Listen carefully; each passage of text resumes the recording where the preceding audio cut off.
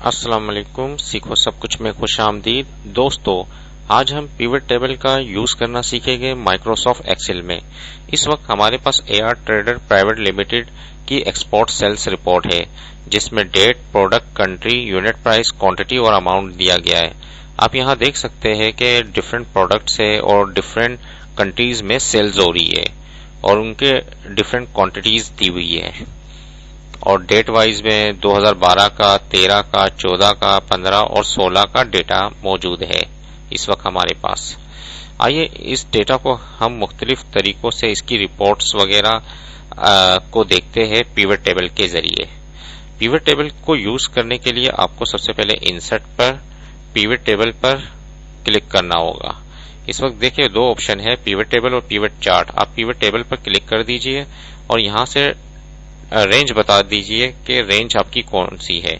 मैंने ये रेंज बता दिया डेटा की और उसके बाद आपने कहा इस को चाहिए पिवट टेबल को। आपको मैंने कहा न्यू वर्कशीट पे चाहिए, ओके कर दिया। एक नई वर्कशीट आ गई जिसमें पिवट टेबल फील्ड लिस्ट दी हुई है, मुख्तलिफ फील्ड्स दी हुई है और इसमें कुछ ऑप्शन, 4 ऑप्शन दिए हुए हैं, रिपोर्ट फिल्टर, कॉलम लेबल्स, रो लेबल्स और वैल्यूज दी हुई है। आइए देखते हैं इनको यूज कर के रो लेबल्स क्या है। अगर अब मैं प्रोडक्ट को जैसे ही क्लिक करता हूं तो मेरी प्रोडक्ट जो है वो रो लेवल में आ गई है। अगर इसी को मैं उठाकर कॉलम में ले आता हूं तो ये कॉलम वाइज आ गई है। देखिए आप इसको रो को, कॉलम को, जिस तरीके से आपको डेटा का फॉर्मेट चाहिए आप उसको यूज कर सकते हैं। इस वक्त मैंने क्वांटिटी को उठाया जो कि मैंने रो लेवल पर रख दिया, तो क्वांटिटी को मैंने वैल्यूज पे रख दिया। तो इसने क्या किया कि जो प्रोडक्ट है कॉलम वाइज उसकी जो क्वांटिटी सेल हुई है उसको सम कर हमें डिस्प्ले कर दिया और ग्रांड टोटल भी दिखा दिया। देखिए कितना जबरदस्त ऑप्शन है जिसके आपने इतनी आसानी से मुख्तलिफ प्रोडक्ट की टोटल क्वांटिटी मालूम कर ली। आइए देखते हैं कि अगर हम रो लेवल में कंट्रीज को रख दें तो क्या होता है। अब देखें कि कनाडा में जो हार्ड डिस्क है वो 20 सेल हुई और मॉनिटर 50 और टोटल 70।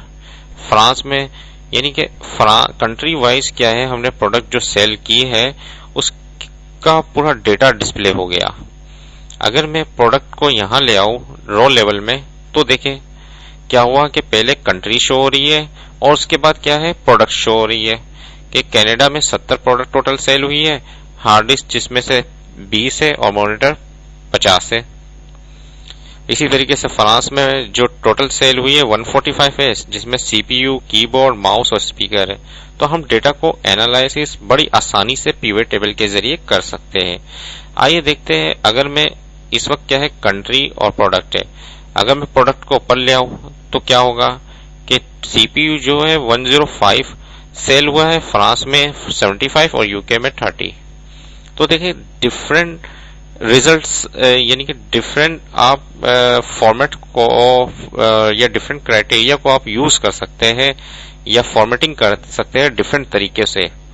तो इस तरीके से कॉलम्स में मैं ले आता हूं डेट को उठाकर, अब ये डेट वाइज आ गया। इस तरीके से मैं अगर रो को, कंट्री को रो में ले आता हूं और डेट को रो लेवल में, तो क्या हुआ कि प्रोडक्ट शो हो रही है और डेट क्या है, रो में शो हो रही है और कंट्रीज जो है वो यहां बताया जा रहा है कि अगर 9 जुलाई को जो प्रोडक्ट सेल हुई यूके में 30 हुई। इसी तरीके से अगर मैं कंट्री को हटाना चाहता हूं तो मैं बाहर की तरफ ड्रैग करूंगा तो कंट्री हट गई। अब मैं डेट को ऊपर ले आता हूं और प्रोडक्ट को नीचे, तो क्या हुआ, डेट वाइज जो है वो प्रोडक्ट सेल हुई है वो बता रहा है। अब प्रोडक्ट को मैं कॉलम लेवल में ले आता हूं। इस वक्त क्या है, प्रोडक्ट कॉलम लेवल में और रो लेवल में क्या है, डेट है। देख कितनी आसानी से मैं डेटा को डिफरेंट सिनेरियो में, डिफरेंट फॉर्मेट में, डिफरेंट रिपोर्ट्स में डिस्प्ले कर सकता हूं। अब आइए देखते हैं कि इस वक्त डेट आ रही है। अगर मैं डेट को, मुझे चाहिए सिर्फ कि कौन से ईयर वाइज अगर मुझे टोटल चाहिए तो मैं इसको किसी भी सेल को सिलेक्ट करूंगा और राइट क्लिक कर कर ग्रुप पर आता हूँ। ग्रुप में मैंने बता दिया कि मुझे जो डेट है वो ईयर वाइज चाहिए। मैंने मंथ हटा दिया, ईयर वाइज। तो मेरे पास डेटा 2012 में जो कीबोर्ड सेल हुआ 10, मॉनिटर कितना सेल हुआ 80 और माउस 20 और टोटल क्या है 110। और 2013 का रिकॉर्ड आ गया, 14 का आ गया, 15 का, 16 की सेल्स रिपोर्ट आ गई।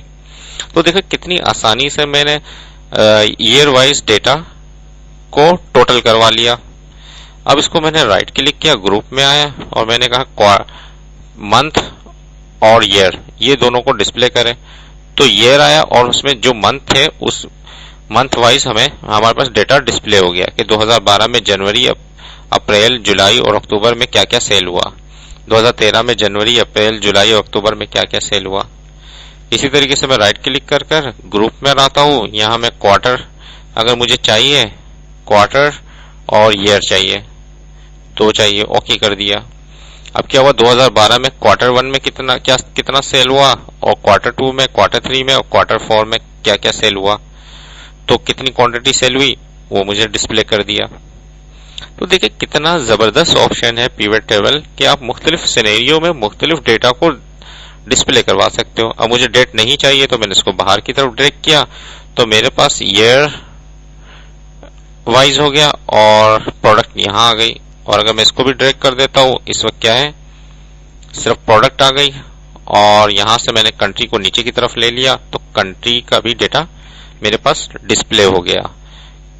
तो कंट्री वाइज सेल्स मेरे पास आ गई और डिफरेंट प्रोडक्ट्स की। इस तरीके से इस वक्त क्या है सम ऑफ क्वांटिटी है।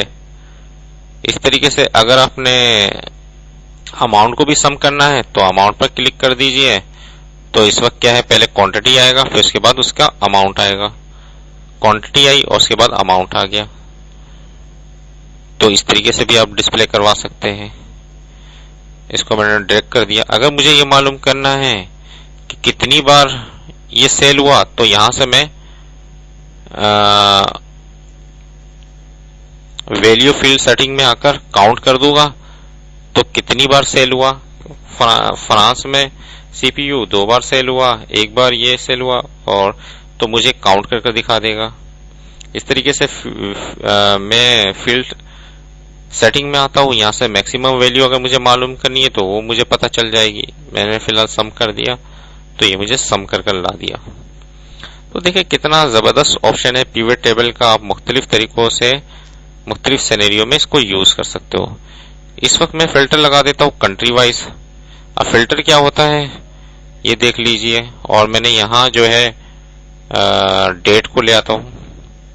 अब date wise, quarter wise data मेरे पास आ गया है और मैंने फिल्टर लगाया है कंट्री पर। तो यहां से मैं देख सकता हूं जो मैंने फिल्टर लगाया है, मैं ऊपर की तरफ आता हूं। इस वक्त कंट्री वाइज फिल्टर लगा हुआ है। तो इसको मैंने देखा कि मुझे सिर्फ कनाडा का रिकॉर्ड चाहिए तो कनाडा पर क्लिक कर दिया तो सिर्फ कनाडा का रिकॉर्ड आ गया। इस तरीके से मैंने फिल्टर यूके पर क्लिक किया तो यूके की टोटल सेल्स आ गई। सिर्फ क्वार्टर 2, क्वार्टर 3, क्वार्टर 4 यानी कि क्वार्टर 1 में काम नहीं हुआ, सेल्स नहीं हुई। इस तरीके से अगर मुझे यूएसए की देखनी है तो यूएसए का आ गया, क्वार्टर 1 और क्वार्टर 2 में काम हुआ, क्वार्टर 3, क्वार्टर 4 में काम नहीं हुआ यूएसए में।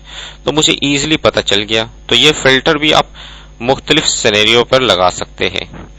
इसी तरीके से मैं प्रोडक्ट को अगर इस तरफ फिल्टर की तरफ ले आऊं और कंट्री को इस तरफ ले आऊं तो अब कंट्री वाइज क्या है फिल्टर लग गया, प्रोडक्ट वाइज फिल्टर लग गया।